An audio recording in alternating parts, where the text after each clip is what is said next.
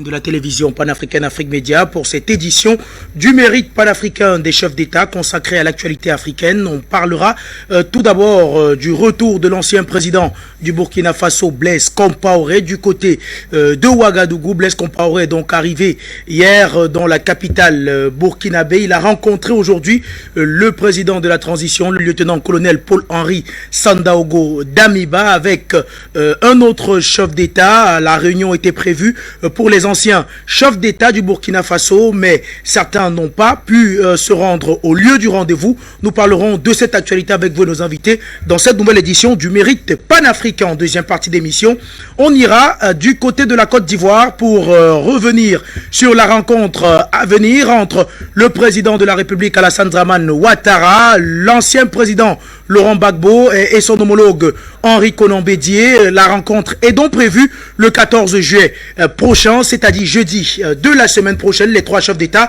vont se retrouver pour essayer d'évoquer ensemble et de trouver des solutions aux crises, aux différentes crises qui minent la société ivoirienne. Nous parlons donc de ces deux actualités avec vous et nos invités dans cette nouvelle édition du Mérite panafricain. Bien, sur ce plateau de la télévision centrale, nous sommes avec le docteur Dominique Yamtimba, qui est également de la partie ce soir, qui n'aime pas qu'on l'appelle Dominique. Je m'excuse d'avoir dit Dominique. Docteur Yam, bonsoir et bienvenue. Bonsoir, monsieur Wafou. Merci de m'avoir invité. Merci à vous, docteur Yam. Également avec nous sur le plateau, le professeur Jean-Paul Mbelek. Bonsoir et bienvenue, prof. Bonsoir, Junior. Bonsoir, mes co-panélistes, docteur Yam, et tous ceux qui seront sur Zoom. Et merci de m'avoir invité. C'est un plaisir de partager un nouveau plateau avec toi. Merci à vous, prof. Merci d'avoir accepté notre invitation. Un de nos consultants permanents également du débat ce soir, c'est Jonathan Batenguene. Bonsoir et bienvenue. Bonsoir, monsieur Wafo. Bonsoir au docteur Yam. Bonsoir au professeur Mbelek. Bonsoir à ceux qui sont du côté du Zoom. Bonsoir à tous les téléspectateurs qui nous regardent en ce moment, les inconditionnels de la chaîne panafricaine Afrique Média, et surtout les techniciens qui sont à pied d'œuvre pour que nous ayons cette émission dans les bonnes conditions, à la direction générale, aux autorités du Cameroun, mais surtout les forces de défense et de sécurité qui veillent à l'unité et l'indivisibilité de notre cher et beau pays. Merci à vous, cher Jonathan Batenguene. On va retrouver nos autres invités de l'autre côté de Zoom. Sylvain Debougou est également avec nous ce soir. Bonsoir et bienvenue.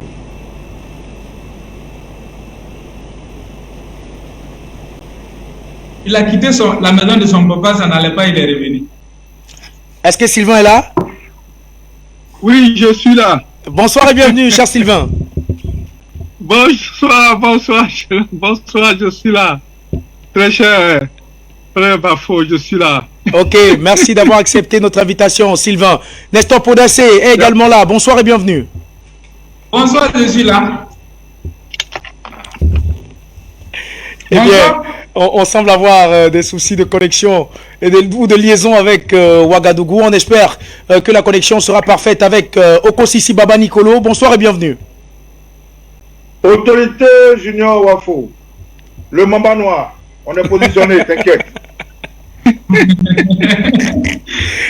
Merci à vous, chers messieurs, d'avoir accepté l'invitation de la télévision panafricaine une fois de plus pour faire le débat. Eh bien, sans plus tarder, on va débuter avec notre première thématique qui concerne, bien sûr, le Burkina Faso, avec ce retour de l'ancien président Blaise Compaoré du côté de Ouagadougou. Eh bien, l'ancien chef d'État est donc revenu. On va faire un premier tour de table pour que chacun d'entre vous me dise ce qu'il pense de ce retour de Blaise Compaoré dans la capitale burkinabé. Eh bien, Yamtimba, vos impressions? Des impressions? Je n'ai pas d'impression. Je suis un peu déçu parce que quand on condamne quelqu'un qui a participé à la mort de Thomas Sankara, sa place est en prison. Je ne comprends pas très bien. Sa place est sous les orses de la République et dans les palais de la nation. Sa place est en prison et je pense que cette personne devrait faire elle-même. Je ne comprends pas très bien sa décision, donc je crois qu'elle aurait dû rester en Côte d'Ivoire à la limite. Là, maintenant, qui reçoit, quelle est la personne qu'on reçoit? On reçoit un Burkinabé, un Ivoirien, on reçoit qui? Qui recevons? Qui est-ce que le président burkinabé reçoit-il? Et d'autre part, je ne comprends pas très bien la démarche du président burkinabé, parce que le rôle de Blaise Compaoré dans la construction du chaos au Sahel est tellement important que je ne comprends pas très bien pourquoi il faudrait faire appel à lui pour régler les problèmes sécuritaires que lui il a provoqués, qu'il a entretenu. On se souvient très bien de son rôle dans la guerre civile qui a eu lieu en Côte d'Ivoire pendant plus de 10 ans. On se souvient très bien du soutien qu'il a apporté aux différents événements en Libye. Donc, en fait, on ne comprend pas très bien ce qu'il fait là. On ne comprend pas très bien. Et puis, il a été condamné. Effectivement, par la justice. Il a été condamné par la justice ivoirienne. Ça veut dire que ce monsieur, un mandat d'amener aurait dû être, un mandat d'arrêt international aurait dû être émis, et puis un mandat d'amener, mandat d'arrêt international puisqu'il était à l'extérieur, un mandat d'amener du procureur aurait dû être émis pour que dès qu'il pose son pied sur le sol ivoirien, eh bien, il soit conduit en prison. Le sol burkinabé, qu'il soit conduit en prison. Je veux dire que lorsqu'un peuple ne se parle pas à lui-même de façon sincère et franche, ce peuple-là n'avance pas. Et lorsque un peuple, vous avez fait autant de mal à un peuple, pas seulement d'avoir tué Sankara, mais d'avoir détérioré complètement, déconstruit et détruit complètement tout ce que Sankara avait mis en place, et d'avoir engagé le pays dans des événements dont les conséquences ne sont pas encore bien tenues, parce que vous ne savez pas demain qui sera président en Côte d'Ivoire et qui décidera de se souvenir que la rébellion qui a coûté des milliers de morts en Côte d'Ivoire avait pour base arrière le Burkina Faso. Vous ne savez pas qui sera président au Mali, au Tchad, au Niger, et qui se souviendra que, et même en Mauritanie, et qui se souviendra que le Sahel, là, vous l'avez mis en danger grâce au soutien du président du Burkina Faso. Il a été mis en danger par les Européens grâce au soutien du président du Burkina Faso. Je pense qu'il y a quelque chose de curieux dans la démarche de M. Damiba. Aurait-il reçu des instructions, des intimidations? On ne comprend pas très bien, parce que en général, on peut rencontrer ses prédécesseurs dans un cadre démocratique ou monarchique. C'est-à-dire que quand le pape, comment il s'appelait, Benoît, je crois. Benoît XVI. Benoît XVI, voilà. Quand il est parti, son successeur pouvait le rencontrer. C'est-à-dire que la succession se passe dans un esprit apaisé et selon des procédures très précises qui sont constitutionnelles et connues. Lorsque vous avez les présidents, que ce soit par exemple américains ou d'autres pays, qui se rencontrent et qui discutent, la succession s'est passée d'une manière tout à fait transparente, qui est régie par la Constitution et qui est régie par les règles bien connues de tous.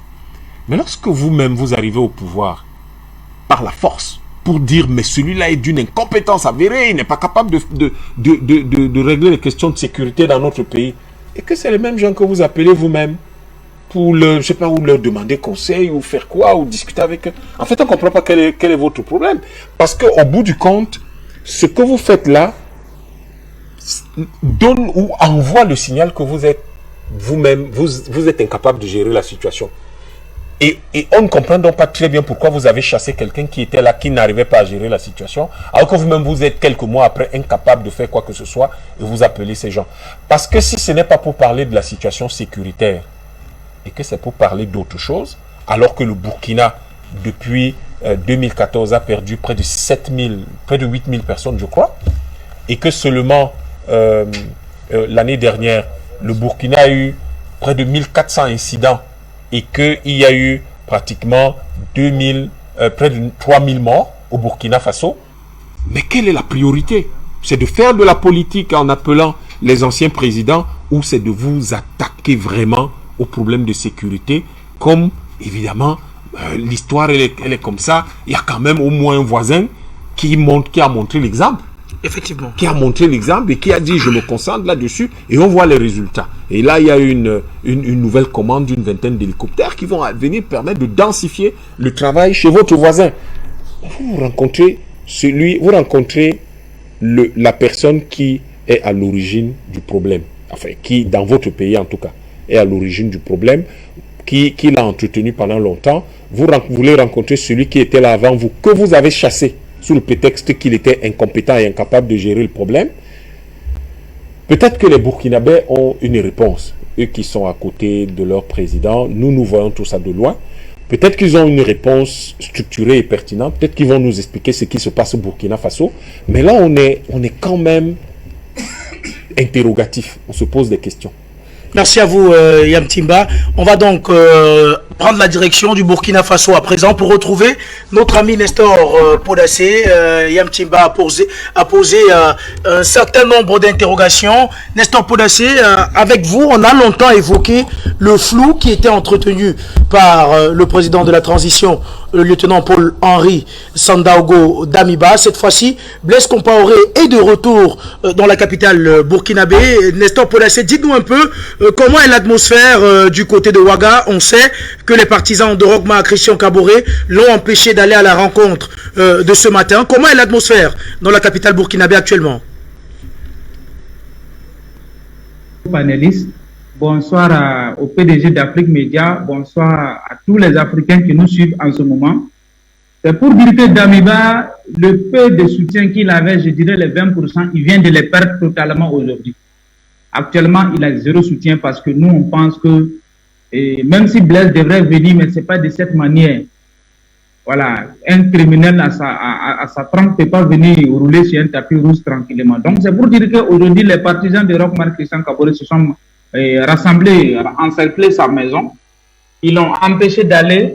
Donc, la rencontre qui était annoncée à 6 personnes se sont retrouvées à 3 personnes. C'est-à-dire lui, Blaise et puis Jean-Baptiste Ouedraogo. Et il y a eu aussi les militants du Balai Citoyen, mouvement Balai Citoyen, qui ont été rendre visite à Michel Kafando. Un peu partout, il y a eu les gens en tout cas sont aux aguets, les gens sont vraiment montés. Même hier, Blaise, on l'attendait à l'aéroport, il n'est pas descendu. On a vu l'avion qui a atterri de la Côte d'Ivoire, Air Ivoire, bon, c'est l'avion présidentiel d'Alassane Ouattara. Quand l'avion est posé, c'est un hélico qui est venu rentrer à l'aéroport prendre Blaise sorti. Donc, il n'est pas sorti par la route. Donc, actuellement, nous ne savons même pas dans quel village il est logé. On ne sait pas où il est logé. Mais, en tout cas, la capitale là, est en ébullition et tout le monde est aux aguets. Tout le monde dit, bon, vraiment, ça là, nous ne pouvons pas accepter cela. La place de Blaise Compaoré, c'est en prison. Et après la prison, même si on va le gracier, mais il doit passer par la prison. Sinon, comme ça, c'est un défi qu'il a lancé à toute la nation. Et on veut pas croire qu'il n'y a plus, le Burkina n'est pas une république. Le Burkina n'est pas une république où donc les droits sont respectés et qu'il y a des super citoyens qui sont au-dessus de la loi et ne doivent pas aller en prison. Donc cela a encore énervé des gens, cela a encore écœuré des gens. Les gens disent que cette rencontre pouvait se faire par visioconférence s'il avait vraiment besoin de leurs conseils. Est-ce que c'était opportun de pouvoir rassembler les gens coûte que coûte comme ça? Et le peuple, comme à une réconciliation qui se décrète et qui veulent être imposés aux gens sans vraiment concerter les autres. Donc voici un peu l'ambiance qui est là actuellement. Les partisans de Roch ne veulent pas entendre cette rencontre. Les soutiens de Michel Kafando ne veulent rien entendre de cela. Les soutiens des Ida, pareil. Ainsi que aussi nous qui sommes de Thomas Sankara, parce que les avocats de la famille Sankara sont sortis faire comprendre de presse aujourd'hui pour mettre Damiba en garde et pour lui dire qu'on n'est pas d'accord. Donc nous sommes de côté de Sankara. Nous aussi, nous pensons que cela est une insulte et 2 fois la mort de Thomas Sankara. Donc vraiment, cela n'est pas bon. Et nous pensons que Damiba doit rectifier, il doit corriger le tir rapidement et que dès demain matin, il envoie Blaise à la MACA ici, maison d'arrêt de correction de Ouagadougou, qu'on appelle à la MACO plutôt, MACO, maison d'arrêt de correction de Ouagadougou. Donc Blaise doit arriver là-bas demain matin. Et que maintenant, la suite maintenant, il appelle toutes les forces vives du pays pour qu'on se retrouve pour parler maintenant de comment on doit faire une justice transitionnelle. On se pardonne comme en Afrique du Sud. Vérité et justice, réconciliation. Nous devons pardonner à Blaise, oui, mais nous devons savoir pourquoi nous devons te pardonner. Qu'est-ce que tu as fait? Il faut reconnaître ce que tu as fait. Et même celui qui t'a commissionné, c'est-à-dire l'impérialiste qui t'a mis en mission, qui est venu tuer Sankara. Il faut que tu nous dises c'est qui. La France, c'est qui? Puisqu'on ne peut pas juger Blaise sans appeler la France à la base. Ce n'est pas possible. Donc la France veut étouffer cette affaire. Et je suis sûr et certain que cette rencontre d'Amiba ne l'a pas fait l'initiative. C'est la France qui l'a imposée. Merci. Nestor Podacé, certains médias ont annoncé des manifestations importantes de soutien à Blaise Compaoré dans la capitale burkinabé. Vous qui êtes sur place, est-ce que vous pouvez les confirmer? Non, je ne confirme pas. Il y a que quelques personnes, bon, si vous voulez, je peux vous envoyer une image en Ox. Il n'y a pas eu de grande mobilisation. Il y a que quelques groupuscules de personnes qui étaient à l'aéroport, mais eux-mêmes, ils n'ont pas pu le voir. Donc, à l'air là, eux-mêmes, ils sont démoralisés. Et on ne les a pas considérés et ils se sont mobilisés pour l'accueillir. Et on ne le voit pas finalement. C'est un hélico qui vient le chercher. On ne sait pas quelle destination il a pris. Bon, c'était risqué quand même pour Blaise parce que lui-même, il a peur de sortir s'il vous plaît à Ouaga pour sa sécurité. Donc, quelques partisans qui étaient allés pour le voir n'ont pas pu le voir. Donc, eux-mêmes à l'air là, ils sont découragés, ils sont déçus parce qu'ils n'ont pas pu voir les champions. Mais je pense que ce que Damiba a fait, s'il avait laissé Blaise circuler, ça dit que sorti saluer quelques personnes qui étaient venues pour l'accueillir vraiment, je pense qu'à l'air là, peut-être, ça allait être une deuxième insurrection. Mais il a compris ça très vite, il n'est pas tombé dans ce piège-là. Mais rien ne prouve que dans les jours à venir, on ne va pas prendre la rue. Parce que déjà, ça se prépare dans tous les états-majors, ça se prépare. Parce que le peuple burkinabé qui est sorti en 2014 n'est pas mort. Nous sommes là, nous n'allons pas accepter qu'on tue Thomas Sankara 2 fois. Merci. Merci à vous, Nestor Podacé. Je vais me retourner à présent vers vous, professeur Jean-Paul Mbelek. Blaise Compaoré est donc finalement revenu dans la capitale. Il est arrivé par un vol, Nestor Podacé le disait, de l'avion présidentiel, apparemment du chef de l'État ivoirien.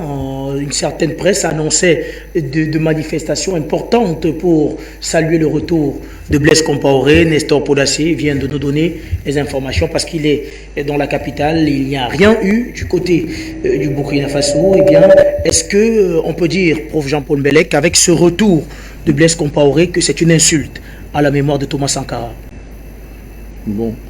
Vous voyez le scénario. Monsieur Compaoré arrive à Ouagadougou par un avion affrété par l'avion même du président de son pays, hein, parce qu'il a un second pays maintenant, à savoir M. Ouattara. Bon, heureusement pour lui, Blaise Compaoré, que la double nationalité n'est pas interdite au Burkina Faso, parce que on sait qu'il a pris la nationalité ivoirienne. Effectivement. Si c'était comme ici au Cameroun, il aurait des soucis là pour venir prêcher quoi que ce soit au Burkina Faso. Mais je pense que ce que nous avons traité tout à l'heure et ce qui est là sont liés.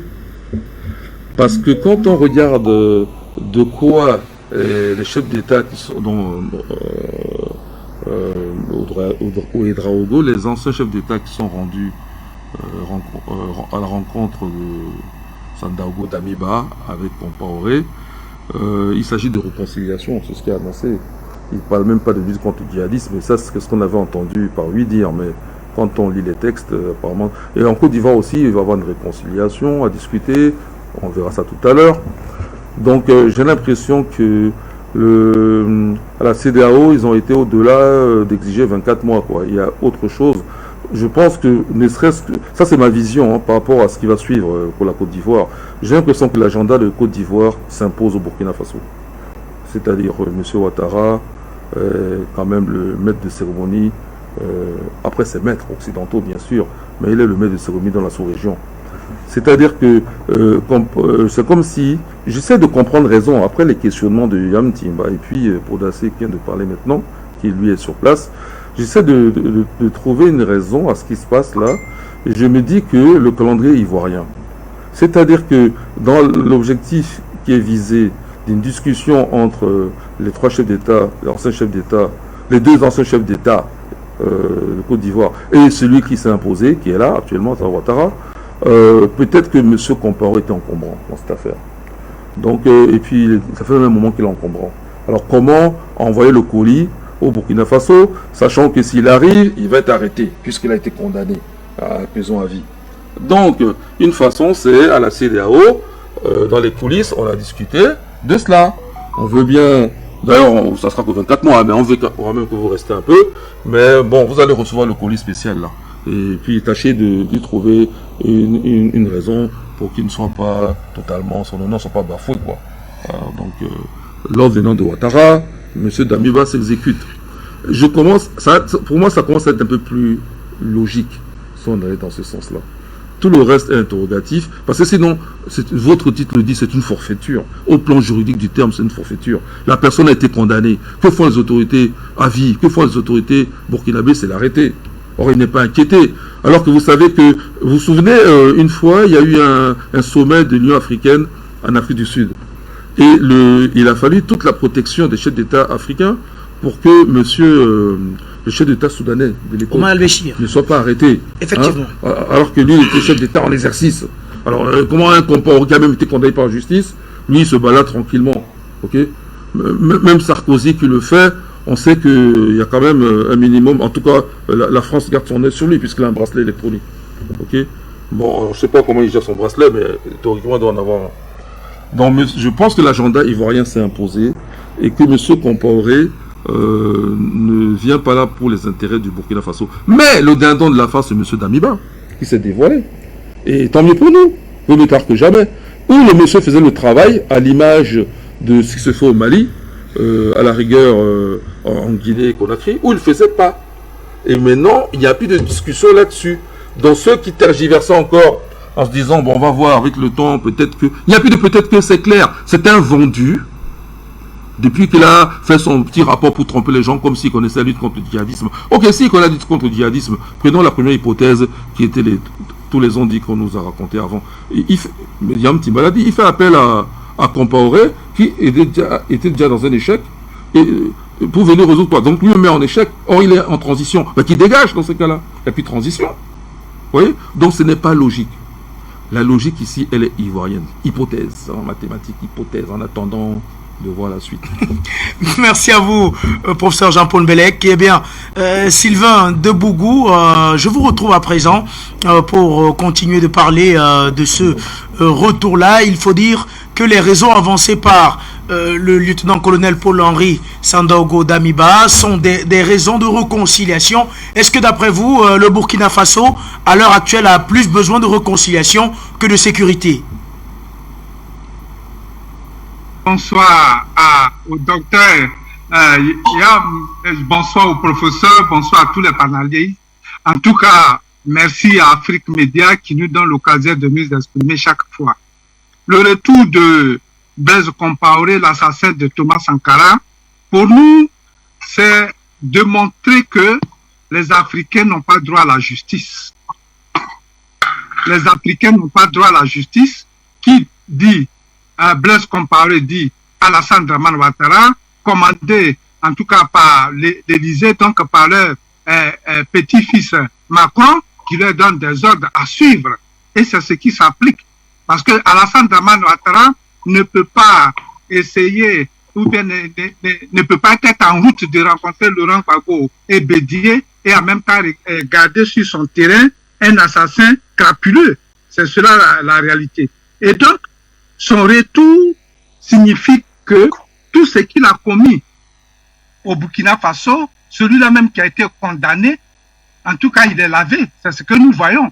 On le voit avec Damiba qui nous a montré aujourd'hui, montré et démontré qu'il n'est pas là pour les Burkinabés, qu'il est là pour la France. Et son petit coup d'État a été un coup d'État de palais au nom de la France. C'est ce que ce militaire-là nous démontre. Alors, il faut qu'il dégage. Parce que tout ce qu'il appelle autour de lui, Compaoré et les anciens présidents qu'il a lui-même renversés, tout cela n'a rien foutu. Donc, on ne peut pas, lorsqu'on va à l'école, on ne peut pas aller prendre celui-là qui ne vaut rien pour venir réviser et nous montrer ce que nous devons faire. Ou bien lui-même, il a carrément échoué alors qu'il démissionne. Mais je pense que ici, les Africains doivent se réveiller et surtout les frères burkinabés, les sœurs burkinabés doivent se réveiller pour dire qu'ils ont été roulés dans la pâte. Ils ont été vraiment roulés dans la farine. Et ici, il n'est pas là pour aider les Burkinabés, il n'est pas là pour leur sécurité. Il fallait d'abord assurer la sécurité des Burkinabés pour parler de réconciliation. Et pour parler de la réconciliation, pour nous autres, Blaise Compaoré devait être derrière les barres. C'est de là-bas qu'on peut faire une amnistie pour lui, pour qu'il vienne, et puis on dit, bon, on te pardonne. Mais le prendre et l'accompagner dans un avion présidentiel, vous comprenez que tout a été ficelé depuis l'Élysée pour que le bagage Blaise Compaoré revienne au Burkina Faso, à Ouagadougou. Blaise Compaoré qui a fui, ou bien qui a été accompagné par plus de 400 militaires burkinabés, dont le camp aujourd'hui est basé à Diaké, ça c'est en Côte d'Ivoire, à Diaké, où ils s'entraînent. Ce sont des tueurs à gages. C'est eux qui ont mis le Burkinabé et le Burkina Faso en mal depuis. Et depuis là-bas, ils ont toujours travaillé avec ce gars-là, Damiba. Donc Damiba, c'est l'homme de Blaise Compaoré. C'est l'homme de la France. Il n'est pas là pour les Burkinabés. Il n'est pas là pour la paix. Il n'est même pas là pour la réconciliation. S'il faut réinstaller Blaise Compaoré, Damiba est prêt à le faire. Damiba est prêt à le faire et par tous les moyens, même sur sa propre vie, il est prêt à le faire. Parce qu'il a les garanties de la France. Il a les garanties de la France. Parce que c'est lui seul, Blaise Compaoré et Damiba, qui peuvent donner à la France tout ce qu'ils veulent.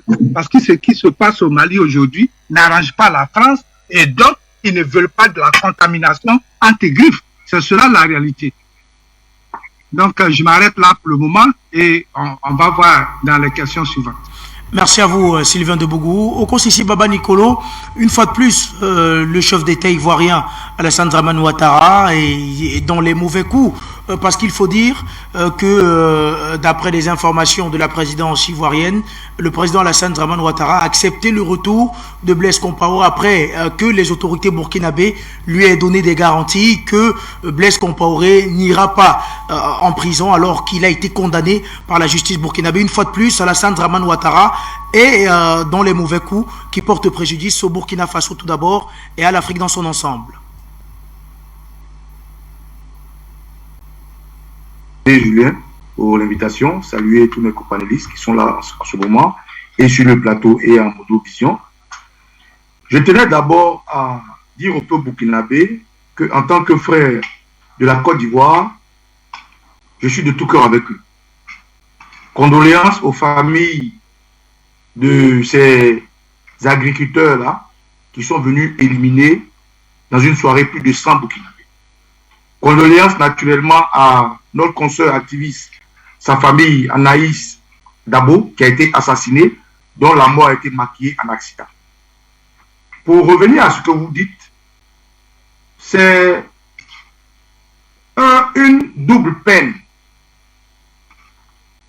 de voir cette haute trahison de M. Damiba. Il ne peut plus être appelé président du Burkina. Il devient de facto un putschiste.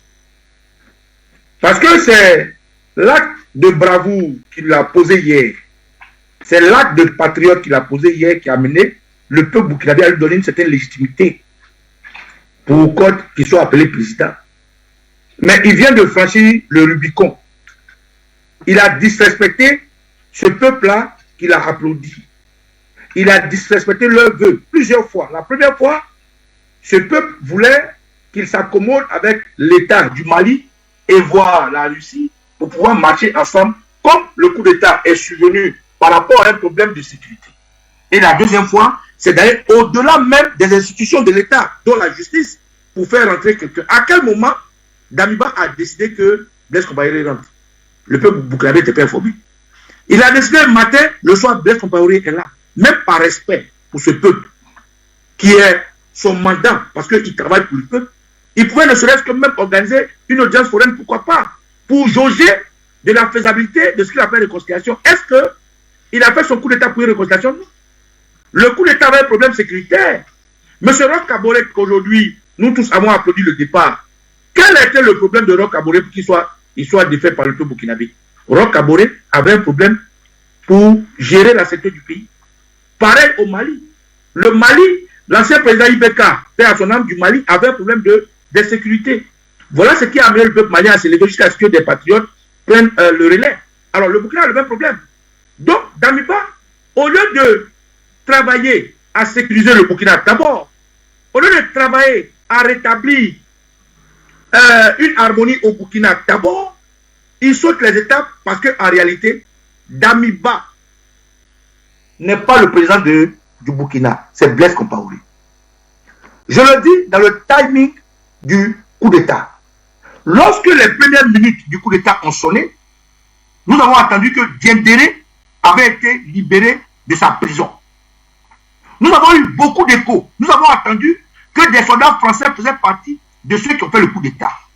Mais comme nous sommes des observateurs et que nous ne pouvons pas nous faire plus royalistes que le roi, nous avons écouté les retours du peuple burkinabé, dont Nestor Podacé ici, qui nous a informé que ce coup d'État était salutaire et que le peuple burkinabé saluait ce coup d'État. Sinon, depuis le départ, on avait tiré la sonnette d'alarme pour dire le timing de ce coup d'État n'est pas clair. Mais comme le peuple burkinabé est le peuple père du Burkina, on a suivi et nous avons tous assassiné Damiba. Damiba qui a écrit un livre pour expliquer un peu les terrorismes dans le Sahel et tout le reste, nous a tout de suite plu et nous l'avons accompagné. Aujourd'hui, si Blaise Compaoré rentre au Burkina Faso, ça veut dire que Diendéré, Gilbert est libre. On ne peut pas condamner Diendéré, Gilbert, le laisser enfermer et faire entrer son complice. Au-delà de ça, il faut voir quelque chose qui est très grave. On parlait de Ouattara, c'était ça la question. C'est un danger pour la sous-région. Ouattara vient d'avoir là une base arrière pour deux raisons. La première raison, reconforter sa position géopolitique mandatée par les États-Unis. Parce qu'aujourd'hui, l'hégémonie de la Russie auprès du Mali et le combat des États-Unis contre les peuples africains qui ne suivent pas la donne du combat États-Unis, OTAN, Russie, Ukraine, a besoin de quelqu'un, d'un homme de main. Cet homme de main, la France a conseillé M. Joe Biden de s'appuyer sur Ouattara. Joe Biden, qui dit à Ouattara depuis longtemps qu'il ne reconnaît pas sa qualité de démocrate, Ouattara devait lui montrer des gages. Cela fait partie des gages de Ouattara. Donc, Blaise Compaoré au Burkina, c'est comme si Ouattara était au Burkina. D'ailleurs, les jeunes citoyens burkinabés ont récusé Ouattara lorsqu'il devait être dans le panel de chefs d'État qui vient de Burkina. Donc, ça fait 3 fois que Damiba vient de disrespecter ce peuple. Blaise Compaoré au Burkina, c'est Ouattara au Burkina. Blaise Compaoré au Burkina, c'est une position, une base arrière. D'abord pour Ouattara lui-même, au cas où le peuple ivoirien se soulève. Et ça est en cours. Blaise Compaoré au Burkina, c'est d'abord couper les pieds à Solo Guillaume, qui est le challenger farouche contre Ouattara. Blaise Compaoré au Burkina, c'est de mettre à mal la position du Mali. Donc, cette situation de Blaise Compaoré au Burkina n'est pas seulement un problème politico-burkinabé. Non, c'est un problème dangereux pour la sous-région parce que du Burkina, Blaise Compaoré, qui est le meilleur ami de Mohamed Ould Chafi, Blaise Compaoré, qui est celui qui entraîne tout le terrorisme du Sub-Sahara, Blaise Compaoré, aujourd'hui, qui est la main de la France, va naturellement pousser des pions avec Bazoum pour prendre le Mali en sandwich, dont le peuple malien doit s'inquiéter de la présence de Blaise Compaoré au Burkina. Pour finir, pourquoi maintenant? Pourquoi parler de réconciliation? La double peine est que Blaise Compaoré joue aujourd'hui d'une citoyenneté ivoirienne, avec un passeport diplomatique ivoirien, un passeport ordinaire ivoirien. On lui donne, on affecte à Blaise Compaoré l'avion présidentiel, alors que le président Laurent Gbagbo, hier libéré, a eu à relancer son départ parce que Ouattara a demandé à Bensouda de relancer. Libéré, le président Gbagbo s'est débattu de lui-même. On lui prend son passeport à l'ambassade de la Belgique. Après la prise de son passeport, on a compté le président Gbagbo à prendre un vol régulier pour entrer en Côte d'Ivoire. Mais Blaise Compaoré joue d'un passeport diplomatique, joue d'un passeport ordinaire, joue d'un avion présidentiel pour venir au Burkina. Alors, il faut comprendre que Damiba et le coup d'État était un coup d'État pour la France parce que Roch Kaboré n'avait plus l'assentiment populaire du Burkina. Il devenait un gênant, très gênant pour la France. Ensuite, Ouattara cherche des bases arrière contre le Mali et pour lui-même parce qu'aujourd'hui, le peuple ivoirien qui a tout grogné est en train de s'organiser, je sais de quoi je vous parle, pour un soulèvement populaire. Ouattara aura du coup une base arrière pour lui-même, si ça ne va pas au pays. Il aura du coup installé Blaise Compaoré, qui est aujourd'hui le pion de la France pour déstabiliser le Mali, et il aura eu les gages pour les États-Unis. Voilà un peu ce qui fait pourrir à Ouattara. Donc, Blaise Compaoré au Burkina est un problème qui est au-delà de ce que nous pensons. C'est 2 fois plus grave que nous pensons. C'est de la haute trahison et Damiba, le peuple burkinabé, doit se lever pour le descendre. Merci à vous, Okosisi Baba Nicolo. Retour donc sur le plateau pour vous retrouver, cher Jonathan. Si depuis sa prise de pouvoir, on a quand même observé un certain flou autour de la gestion, autour de la vision de Paul-Henri Sandaogo Damiba avec les derniers événements, les événements de ces derniers jours, on peut dire désormais que le voile est levé sur la personne. Tout à fait. Mais maintenant, pour avoir une lecture, ayons une double lecture. Géopolitique internationale avec un impact sur la politique interne du Burkina Faso. Commençons par la lecture interne. En fait, c'est quelque chose qui n'est pas très sûr, mais c'est dans beaucoup de pays africains.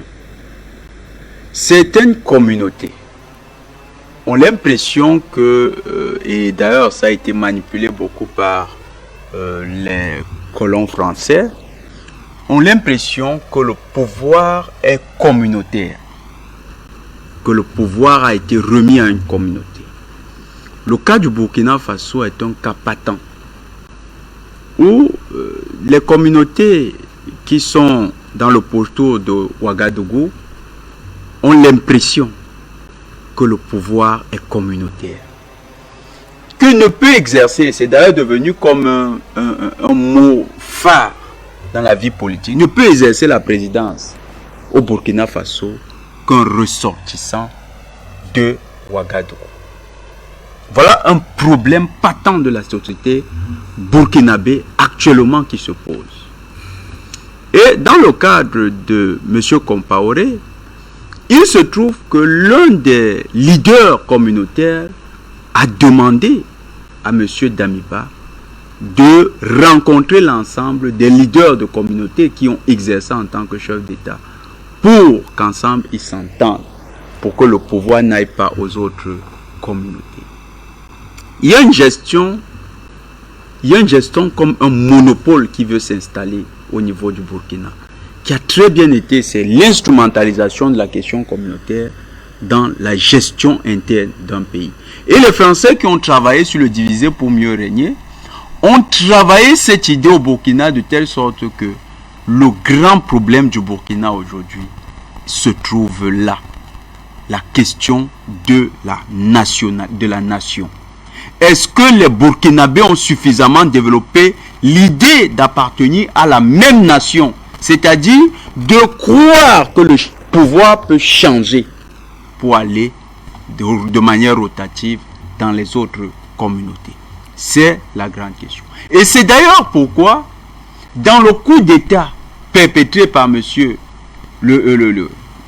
ça vous surprend quand même, que le patron du coup d'État, on a vu ailleurs que c'était des capitaines, mais là-bas, c'est un lieutenant-colonel, alors qu'il y a des généraux qui auraient pu prendre la tête de ce coup d'État.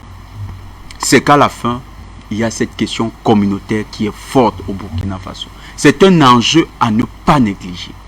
Parce que le peuple burkinabé devrait se remettre lui-même en question dans sa conception, telle qu'on lui a vendu l'idée du Burkina, du moins certaines communautés qui pensent qu'il y a un monopole à exercer à ce niveau-là. Vous voulez parler des Moussi? Je ne voulais pas nommer la communauté, mais il se trouve que le Mogo Naba a beaucoup à y voir dans ce désordre qui est installé dans la société burkinabé. Et les Burkinabés ne doivent pas éviter cette question. Ils doivent se la poser. Est-ce que nous existons en tant que nation ou bien est-ce que nous existons en tant que royaume? Non, le Burkina est une nation. Et cette nation doit transcender les particularismes. C'est l'un des grands problèmes actuels au Burkina. Le deuxième élément des politiques internes, la négation de l'état de droit. Oui, le docteur Yam l'a souligné, le professeur Mbelek et tous les autres panélistes l'ont souligné.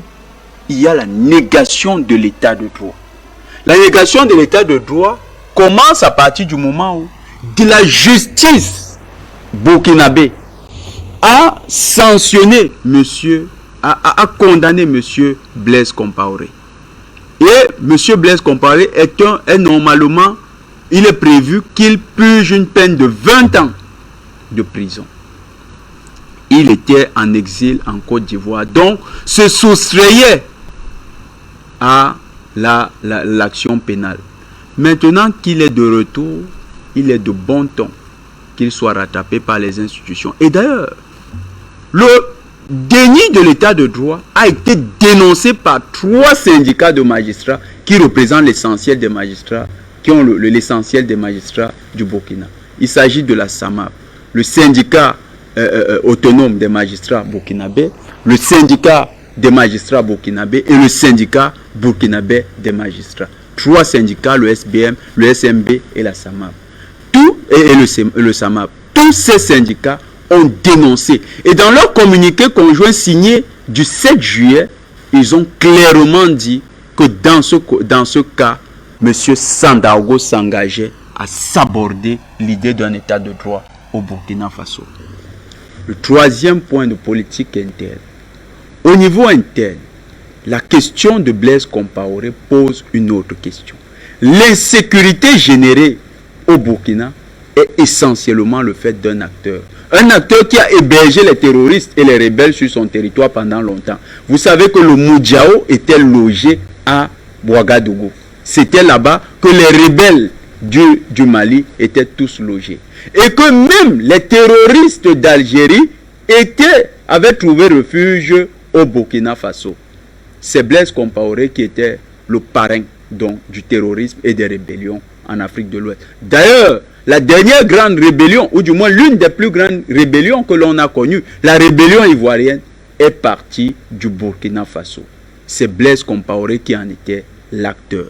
Au niveau donc au plan interne, c'est ramener un acteur majeur, un pignon de l'insécurité de ce pays-là. Le 3e, maintenant, au niveau international.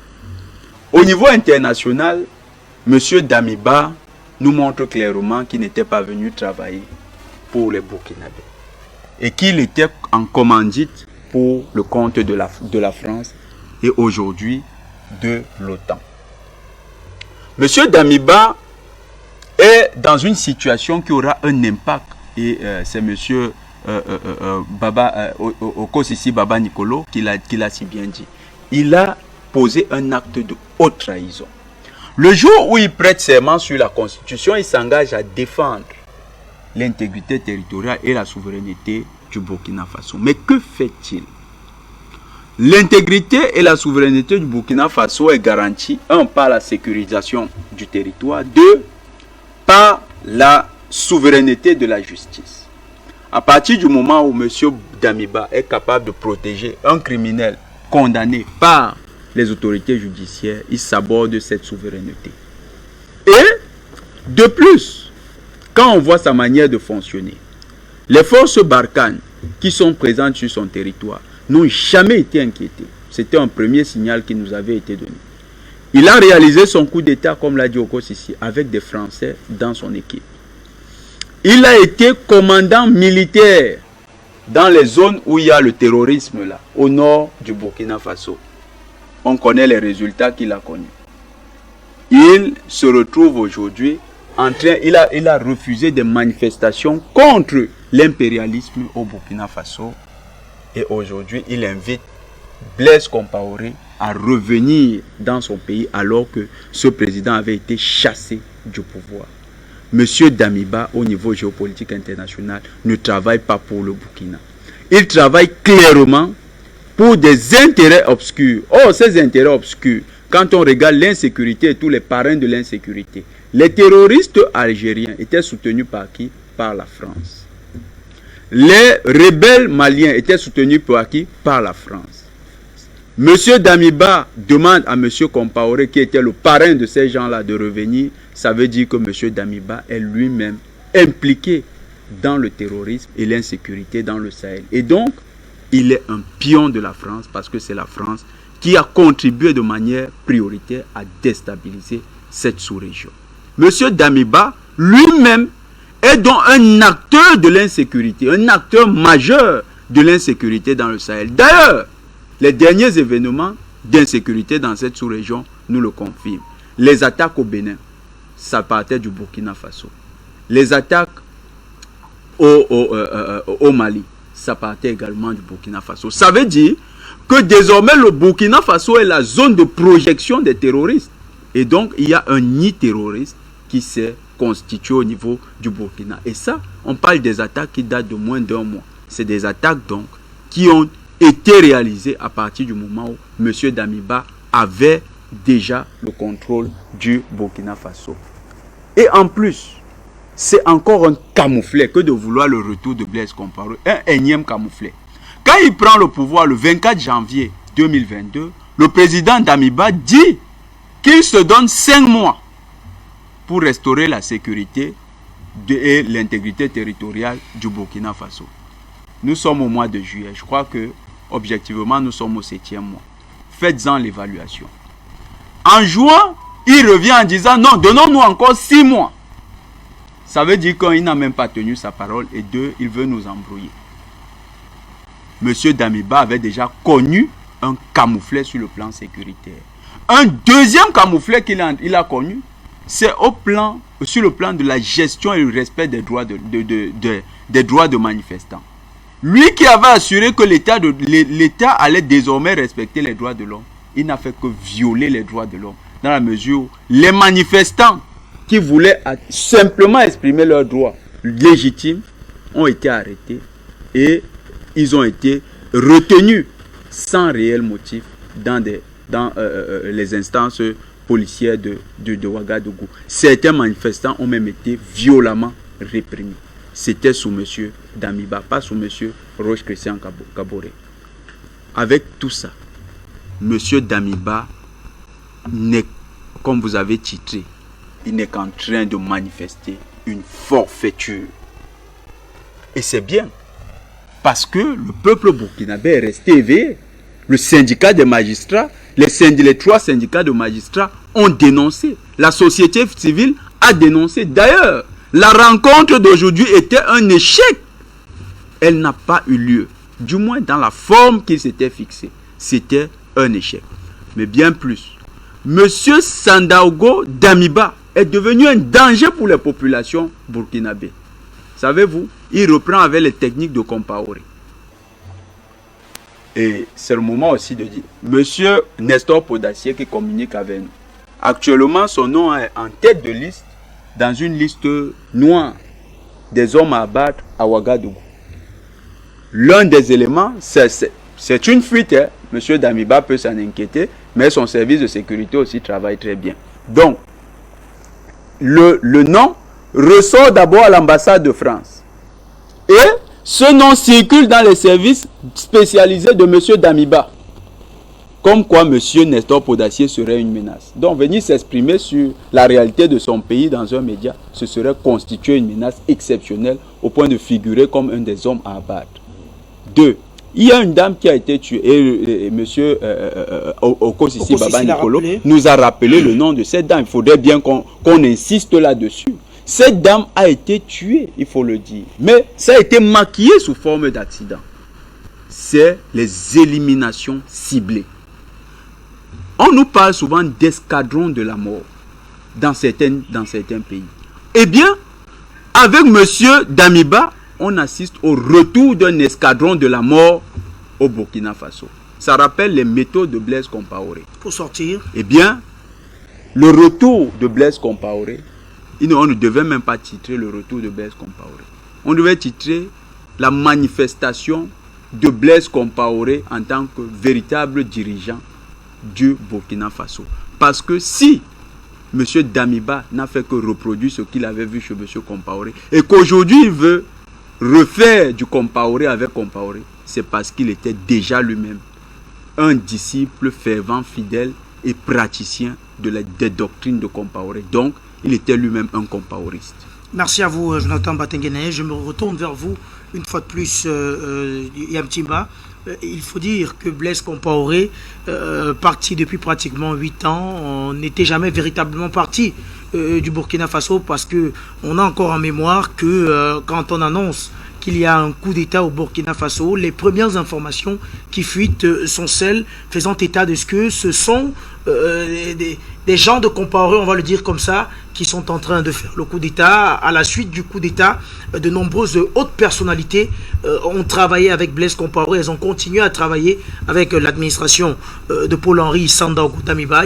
On peut aisément dire, Yamtimba, que Blaise Compaoré était parti sans jamais réellement partir. Il a toujours été là. Et le plus bizarre, c'est que lorsque vous reconstituez la scène géopolitique de l'Afrique de l'Ouest, en fait, il n'a jamais été bien loin.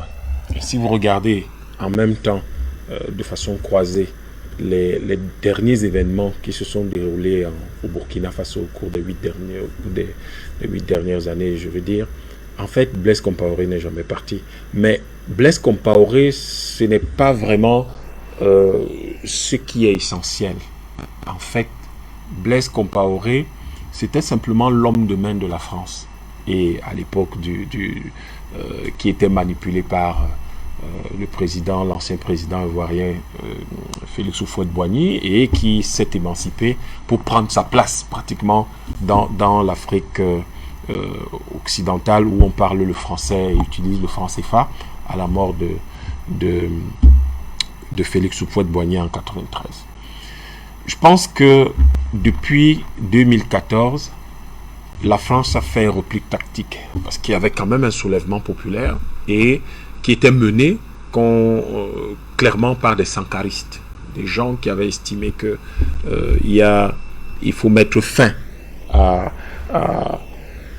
qu'il fallait mettre fin au règne de Blaise Compaoré et que l'idéal sankariste s'incarnait mieux dans le paysage burkinabé pour lui permettre de se sortir à la fois de la situation sécuritaire qui se dégradait, mais surtout de la situation économique.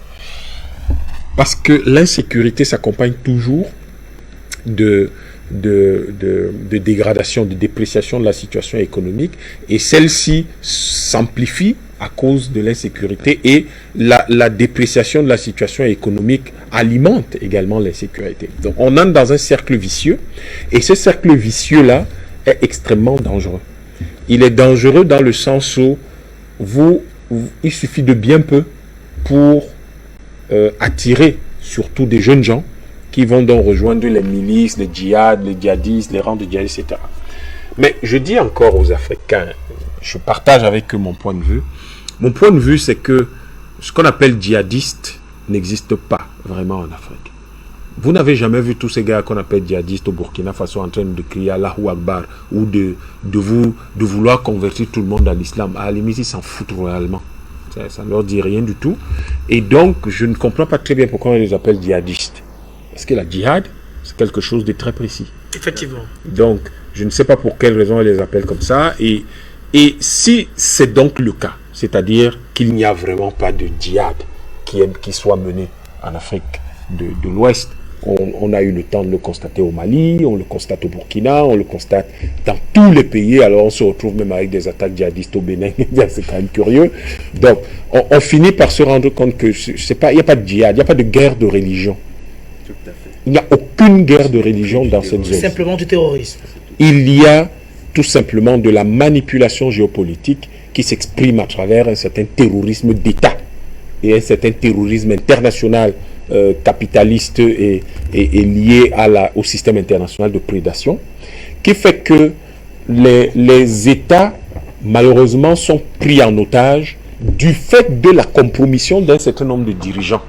Et leurs actes parlent beaucoup plus que tout. De toutes les manières, observez plus les actes des hommes politiques que vous n'écoutez leur discours.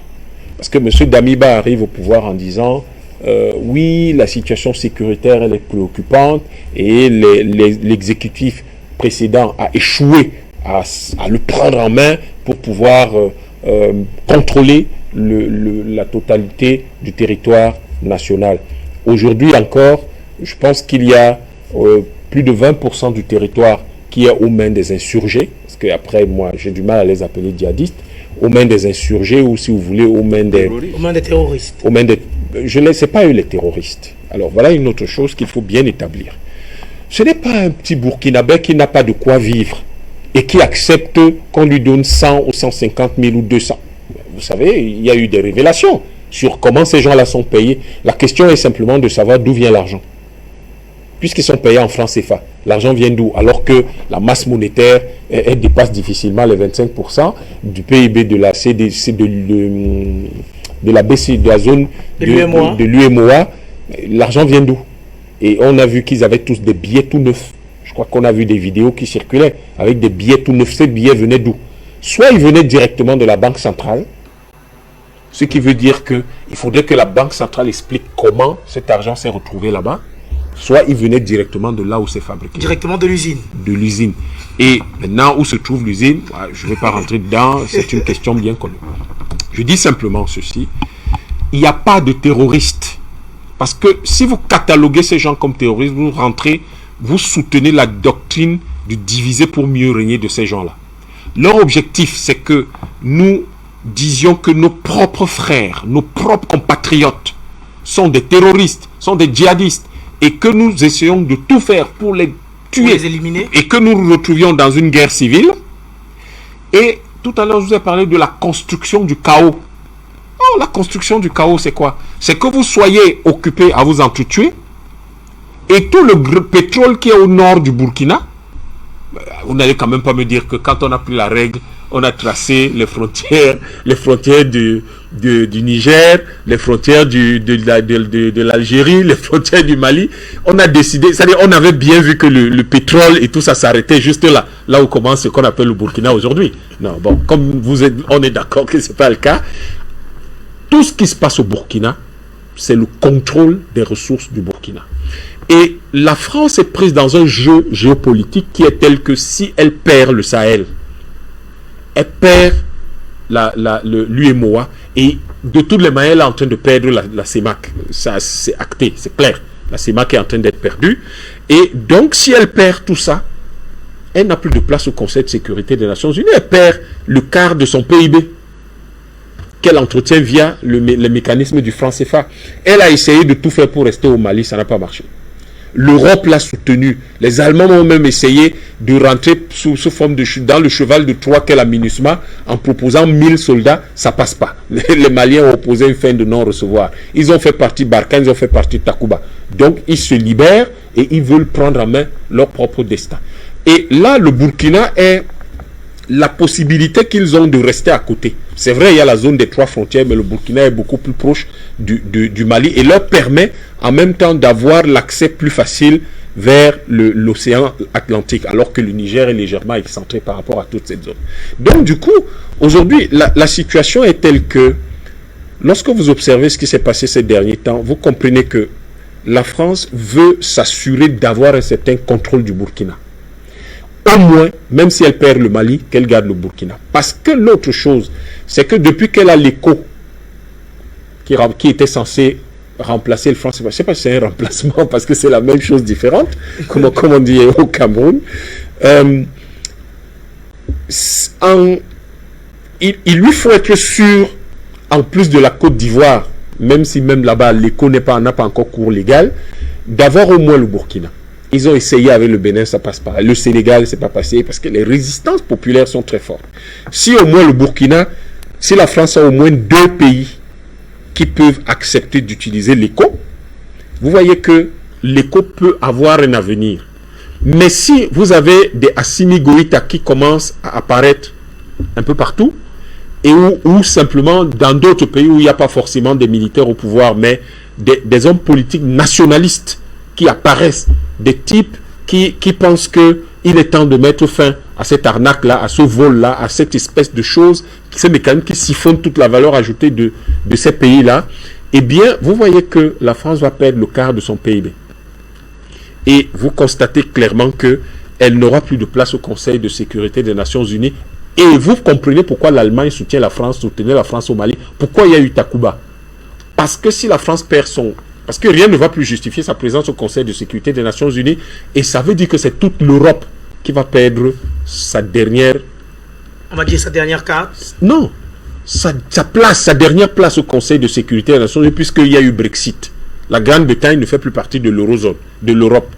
Et comme elle ne fait plus partie de l'Union européenne, du coup, ça veut dire que l'Union européenne n'a plus qu'un seul représentant au Conseil de sécurité des Nations Unies, c'est la France.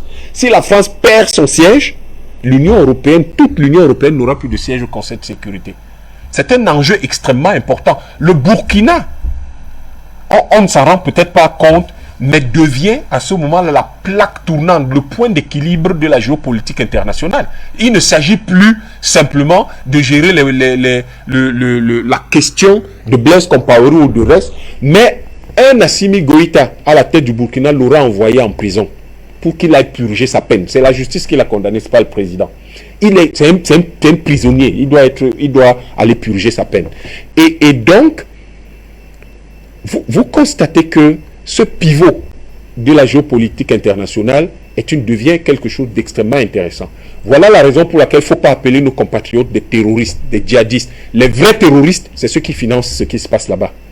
Qui finance ça, il faut le découvrir, ou si on ne le sait pas encore. Si on le sait, il faut qu'on le dise clairement, ouvertement, et qu'on travaille à mettre fin, à annihiler l'action de ceux qui le font. Si il ne sert à rien de dire que nos compatriotes, nos frères sont des djihadistes, parce que ces gars-là, l'islam ne leur dit rien du tout, ça ne les intéresse même pas du tout.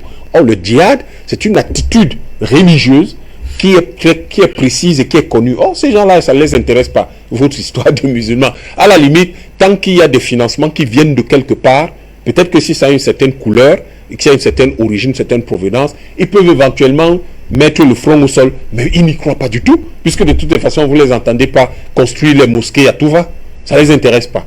Donc, vous avez en fait des États terroristes liés à la prédation internationale qui entretiennent ce qui se passe là, et un certain nombre de présidents nous donnent le sentiment d'être compromis dans cette prédation, dans ce cas, dans cette prédation, avoir été compromis par les tenants de cette prédation internationale. Lorsque vous regardez les actes du colonel Damiba, la question que vous vous posez, c'est pour quelqu'un qui, avant de prendre le pouvoir, pour la seule année 2021, il y a eu 1337 incidents qui ont fait tuer 2300 Burkinabés. Et il arrive au pouvoir, il dit je vais arranger ça, parce que ça c'est insupportable. Sauf que entre janvier et avril de cette année, il y a eu 657 incidents qui ont fait tuer 567 Burkinabés. Ça, c'est le bilan officiel et ça, c'est le bilan de ceux qui sont morts sur le coup. Donc, ceux qui sont morts dans les hôpitaux et le reste, personne ne sait combien ils sont réellement, ni ceux qu'on n'a même pas retrouvés.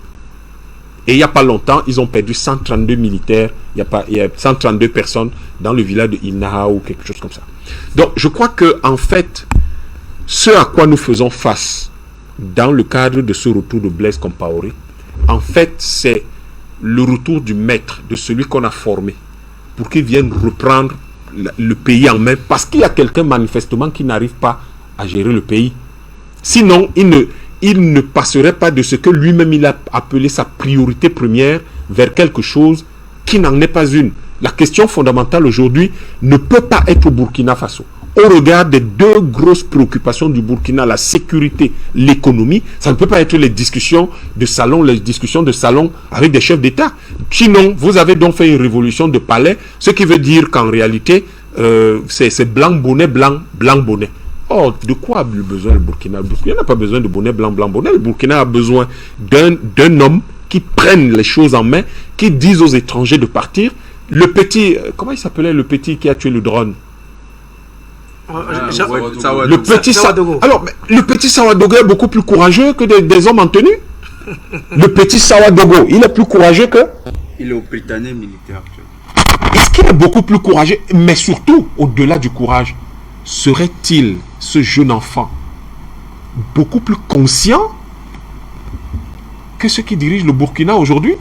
Serait-il beaucoup plus lucide, beaucoup plus cultivé, beaucoup plus conscient de la situation géopolitique du Burkina et de l'Afrique de l'Ouest?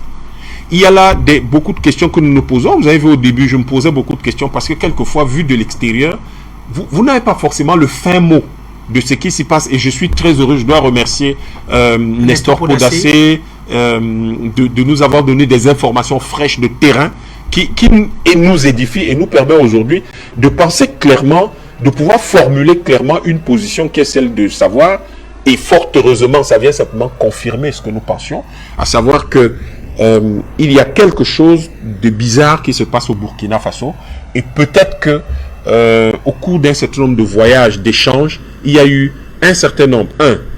Il est fort possible qu'il faille éclaircir les liens entre M. Damiba et M. Compaoré. Il faut éclaircir ces liens. Quels sont leurs liens? 2, on peut savoir qu'il l'a nommé, il lui a passé les épaulettes à l'époque, etc. Il était jeune officier. Mais quels sont leurs liens réels? 2, quelles sont les pressions auxquelles il fait face? Je suis sûr que s'il avoue ces pressions, même discrètement en les faisant fuiter, le peuple burkinabé saura le protéger. 3, est-il vraiment un homme qui est arrivé au pouvoir parce qu'il était sincèrement préoccupé par la situation sécuritaire du Burkina? Ou alors, le fait que Rochma Christian Kaboré, quand même de temps en temps, lorgnait ce qui se passe au Mali, se demandait mais comment ils y arrivent? Qu'est-ce qui se passe? Est-ce que cela ne donne pas l'impression que je ne suis pas vraiment un président sérieux? Est-ce que ce n'est pas cela qui a fait qu'il y ait des anciens colonisateurs qui ont décidé de placer un homme à la tête du Burkina, et aujourd'hui, ils veulent qu'il y ait un passage, on appelle ça experience sharing, donc partage d'expérience avec quelqu'un qu'ils avaient déjà placé à la tête de ce pays il y a longtemps, et qui doit donc apprendre à l'autre un certain nombre de ficelles qui lui permettront de maintenir ce pays-là sous la domination de la France et de l'Union européenne. Merci à vous, Yamtimba. Professeur Jean-Paul Mbelek, je me retourne vers vous pour essayer de comprendre.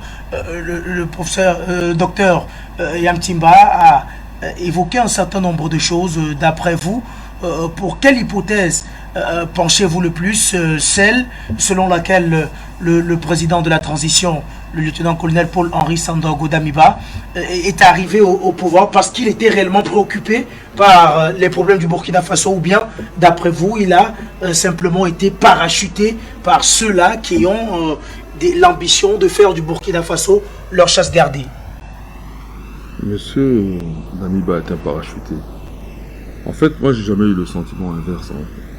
Mais comme il s'agit de géopolitique, de politique, de sécurité et d'autres choses qui mettent en péril une nation, on prend la peine de voir de plus près. Ce monsieur a écrit un livre dont tous les naïfs,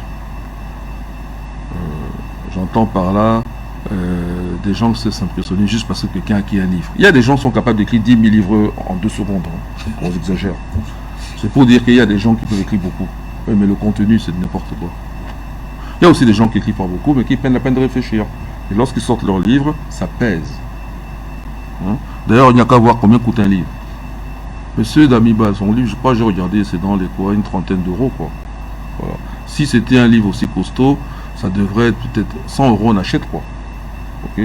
En tout cas, certaines personnes achètent. Bon.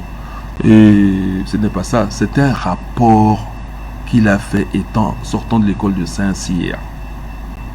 On l'a envoyé là-bas faire petit stage là, il a fait un rapport. J'ai regardé ça, je ne suis pas militaire. Vous savez, quand on est un scientifique, on peut faire à peu près beaucoup de choses. Hein? Oui. En tout cas, là où je suis, jamais fait l'armée, mais je pense que je mérite un grade. Le minimum, c'est lieutenant.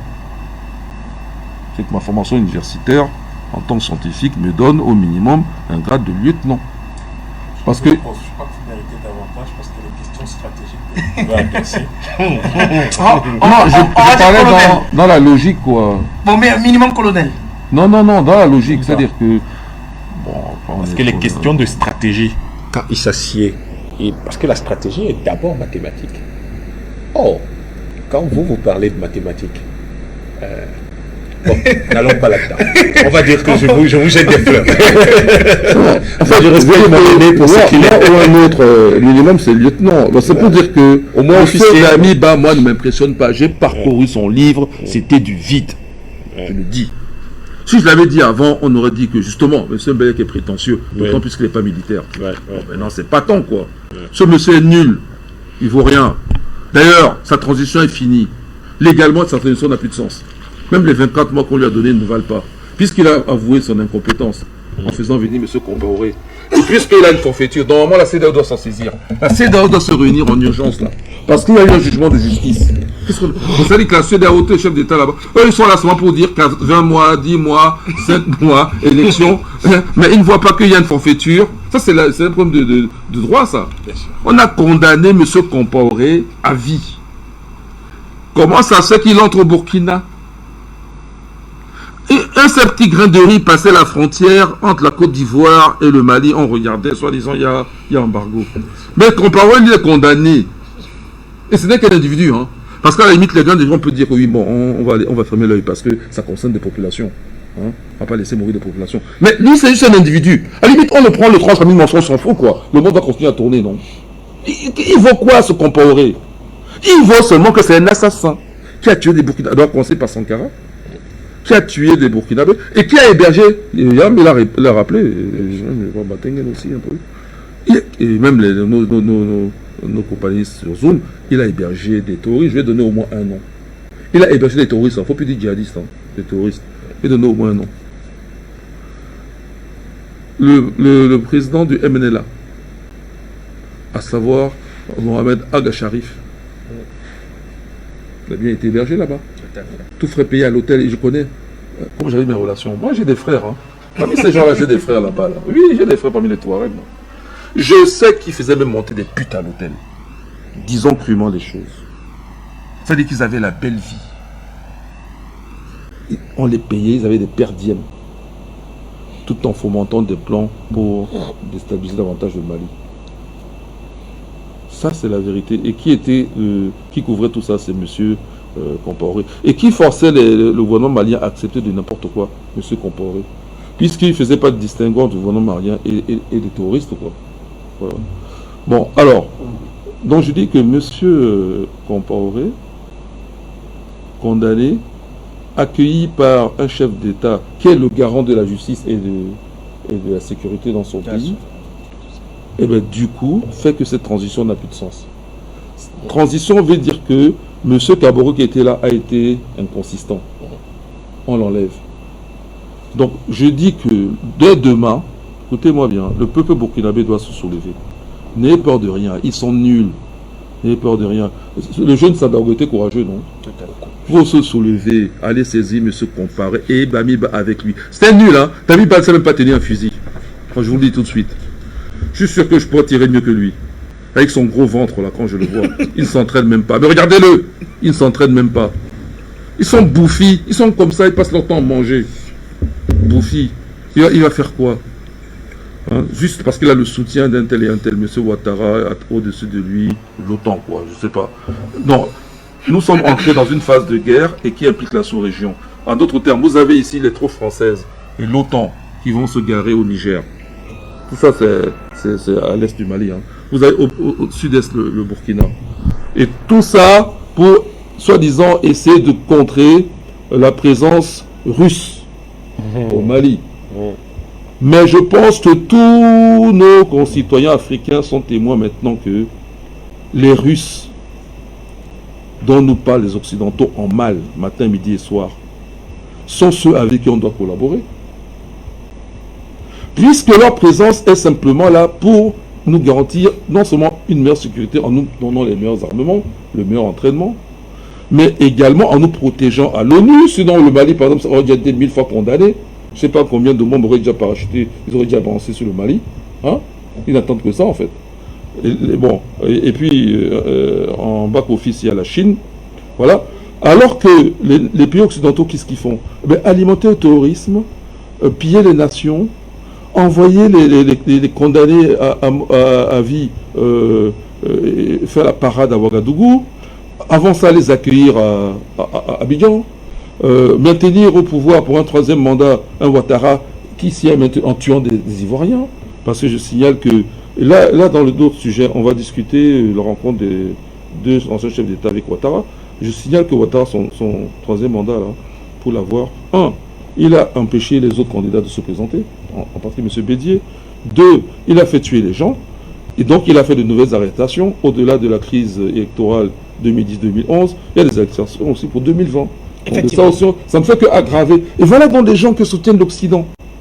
Donc moi je dis que moi j'appelle à l'insurrection dès demain.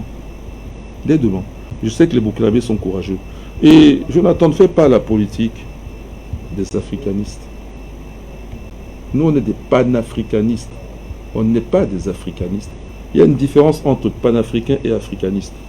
Et les africanistes sont les étrangers qui, soi-disant, étudient les sociétés africaines. Et c'est eux qui parlent de tribus. C'est eux qui vont parler du roi Mossi et son influence. Le roi Mossi a quelle influence? L'influence du roi Mossi, on l'a toujours connu, même que ce soit à l'époque de Sankara et les autres présidents qui ont précédé. Il fait comme tous les rois, il essaye d'ailleurs, le roi Mossi, son influence, c'est surtout, comme tu l'as dit, par contre, même, à Ouagadougou, hein. Est-ce qu'on écoute au-delà? Il y a les Mossi ailleurs, de toute façon, non. Non.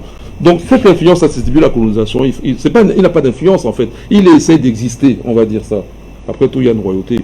Mais ça ne veut rien dire. Quand on parle de géopolitique, d'enjeux au niveau panafricain, il faut oublier. Alors, dans ce cas, il faut nous démontrer le lien entre Compaoré, son retour, et le problème Mossi. Il n'y a pas de problème Mossi. Parce que l'empire, le royaume Mossi a existé, non? Le Burkina Faso, c'est essentiellement le royaume Mossi. Il y a les autres groupes africains qui sont là, mais le royaume a toujours été Mossi, que je sache. Même s'il y a eu d'autres royaumes, c'est plus petit. Le royaume que tout le monde a appris à l'école qu'on connaît, c'est bien le royaume Mossi, avec le Moro Naba. Et Moro Naba, ça c'est... Naba, c'est égyptien comme mot. Neb, en égyptien, qu'on peut prononcer Naba, c'est dit seigneur. Moro Naba, c'est tout. C'est juste le seigneur du coin, le roi de la région. Voilà. Donc il faut oublier ça. Le problème pour nous, c'est appeler le peuple à l'insurrection. Appeler le peuple à plus d'unité. On ne va pas les appeler à se diviser. Entre mots aussi, je ne sais pas quoi encore. Hein? Les Dagara, les Mossi. Non! Les Bambara. Non! Pas ça le problème. Le problème, c'est l'unité. Et dès demain, soulevez-vous. Nestor Podacé, n'aie pas peur. C'est de l'épouvantail, n'aie pas peur. Puisque nous, on est là. Qui tous à un seul de cheveux, on verra ça. Faut sortir dès demain. Mais réfléchissez bien avec la stratégie. Et vous allez gagner. De toute façon, vous avez appui de nous autres. Moi, j'ai toujours dit, hein, s'il y a un pouvoir digne de ce nom en Afrique, vous êtes libre de faire appel à tout le continent africain pour vous aider à faire cette guerre, si c'est nécessaire. Et puis le Mali est à côté. Ils sont bien engagés. Le Mali, c'est frontière de Burkina Faso. Donc, n'ayez pas peur. Dégagez ces gens-là. Et leur politique doit échouer. De toute façon, leur temps est dépassé, mais ils ne l'ont pas encore compris. Merci à vous, prof Mbelek. Je reviens vers vous, Nestor Podacé. On a écouté les avis des uns et des autres. On a écouté également cette, on va dire quoi, cette volonté du peuple burkinabé d'avoir justice en ce qui concerne l'assassinat de Thomas Sankara. Est-ce qu'on n'a pas encore écouté Mariam Sankara, la veuve de Thomas Sankara, depuis? Quelle est sa position? Est-ce qu'elle prévoit également des événements pour essayer de manifester son mécontentement? Elle a fait une déclaration hier. Mariam Sankara a fait une sortie hier, une sortie médiatique où elle a dit que ce que Damiba a fait, c'est pas faisable.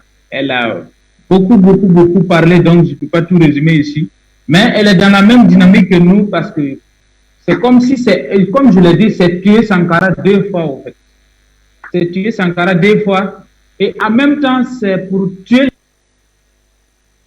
du patriotisme que la jeunesse burkinabé est en train d'implémenter depuis 2021 et les manifestations anti-françaises, les manifestations blocage du convoi de l'armée française, jusqu'à ce que Roch tombe.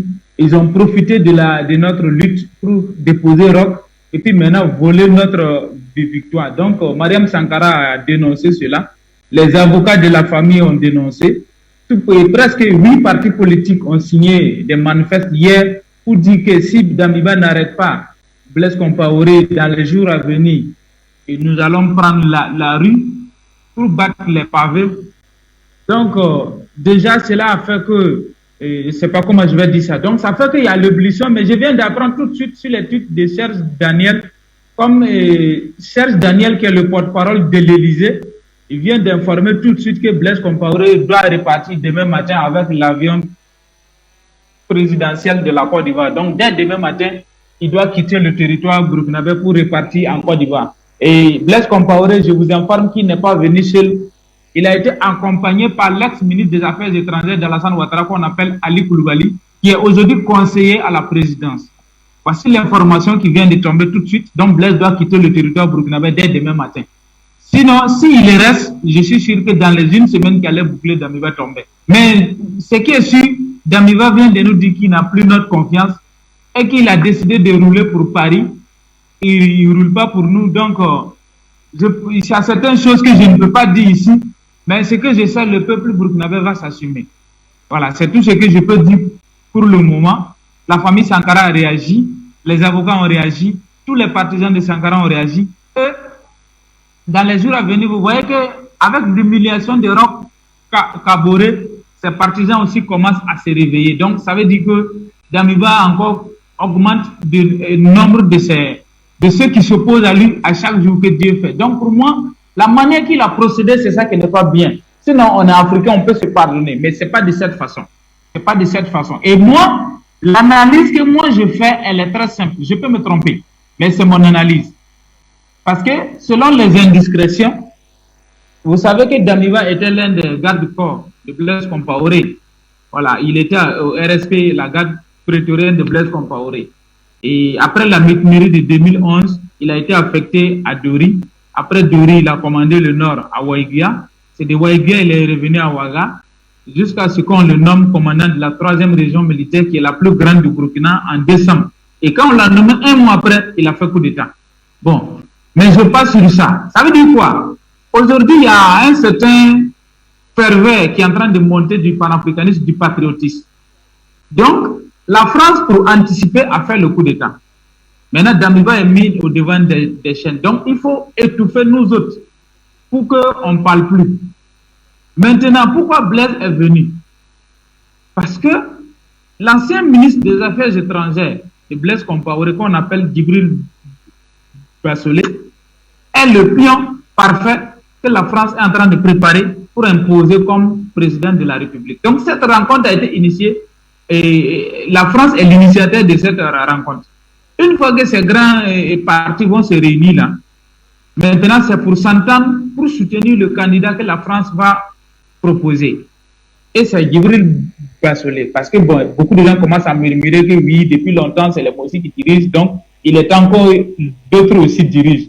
Donc, comme Djibril Bassolé n'est pas Mossi, donc il va demander aux Mossi de faire bloc pour soutenir Djibril Bassolé, pour qu'il passe.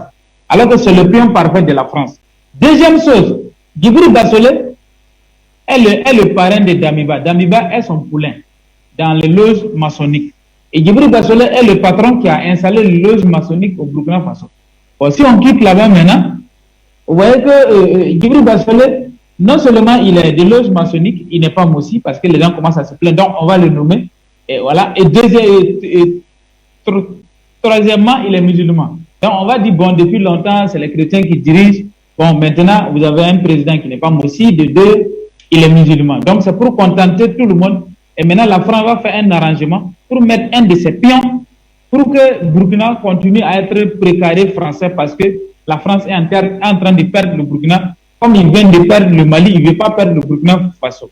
Et Djibril Bassolé, n'oubliez pas que lui, c'est ses communications pendant le coup d'État de Guinguéré en 2015 qui a été interceptée entre lui et Guillaume Soro, qui disait il faut faire une stratégie de chaos. C'est-à-dire on frappe ici, on frappe ici, on frappe ici pour déstabiliser la stratégie de l'armée jusqu'à ce qu'on fait tomber le régime. Et effectivement, c'est cette stratégie-là qui a marché.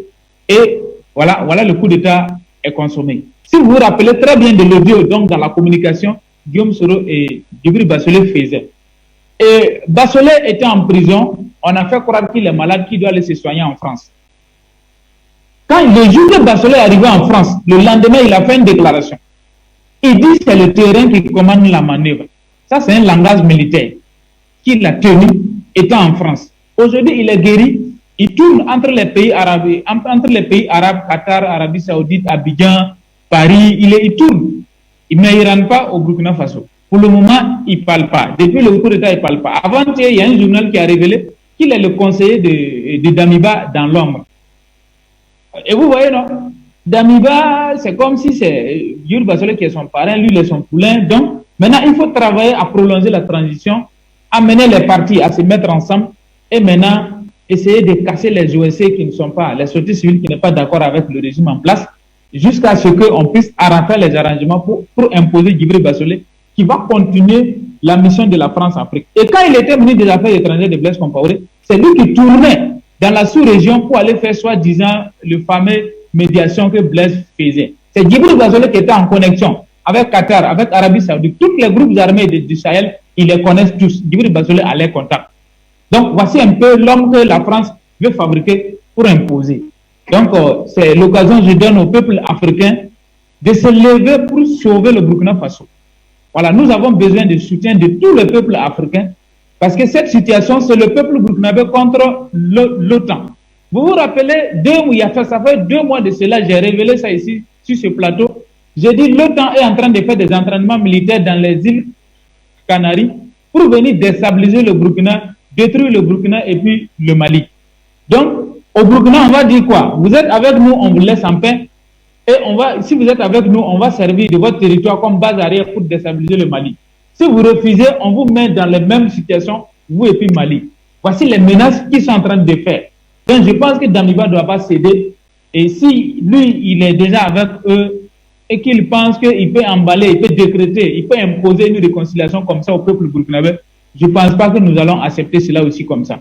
Normalement, il devrait convoquer une assise nationale ou bien un dialogue inclusif national avec tous les partis pour qu'on trouve quel type de justice traditionnelle qu'il faut faire. Mais imposer comme ça parce qu'il y a un agenda caché derrière, je ne vois pas qu'est-ce qu'il faut qu'on survole les étapes aussi vite comme ça. Voici un peu l'analyse que je peux faire par rapport à la situation.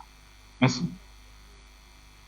À vous également, cher Nestor Podacé. Je crois que c'est avec vous qu'on va refermer cette première thématique et prendre une légère transition, toujours en laissant quand même une petite fenêtre, parce qu'il faut dire les deux sujets sont liés, mais on va quand même prendre cette légère transition, revenir sur le plateau pour parler de notre deuxième thématique.